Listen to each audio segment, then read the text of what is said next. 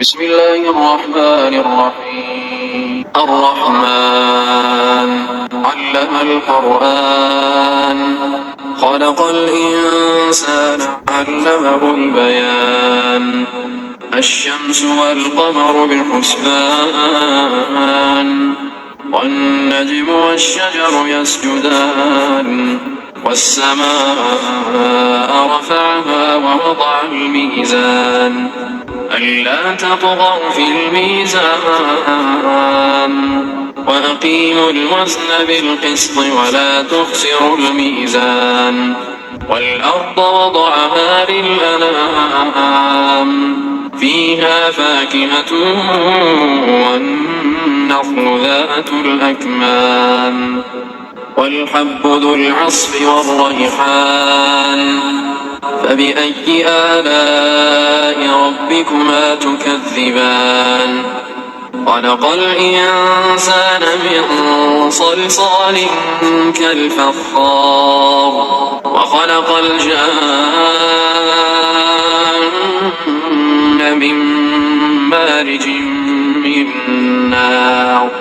فبأي آلاء ربكما تكذبان؟ رب المشرقين ورب المغربين.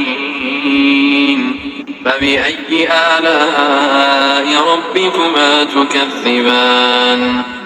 مرج البحرين يلتقيان بينهما برزخ لا يبغيان. فبأي آلاء ربكما تكذبان؟ يخرج منهما اللؤلؤ والمرجان. فبأي آلاء ربكما تكذبان؟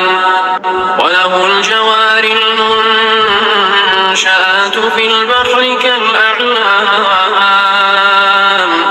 فبأي آلاء ربكما تكذبان؟ ألا تطغوا في الميزان وأقيموا الوزن بالقسط ولا تخسروا الميزان. والأرض وضعها للأنام فيها فاكهة والنخل ذات الأكمام والحب ذو العصف والريحان. فبأي آلاء ربكما تكذبان؟ خلق الإنسان من صلصال كالفخار وخلق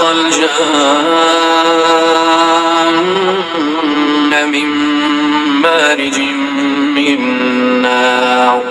فبأي آلاء ربكما تكذبان؟ رب المشرقين ورب المغربين. فبأي آلاء ربكما تكذبان؟ مرج البحرين يلتقيان بينهما برزخ لا يبغيان. فبأي آلاء ربكما تكذبان؟ يخرج منهما اللؤلؤ والمرجان. فبأي آلاء ربكما تكذبان؟ وله الجوار المنشآت في البحر كالأعلام. فبأي آلاء ربكما تكذبان؟ كل من عليها فان ويبقى وجه ربك ذو الجلال والإكرام. فبأي آلاء ربكما تكذبان؟ يسأله من في السماوات والأرض كل يوم هو في شأن. فبأي آلاء ربكما تكذبان؟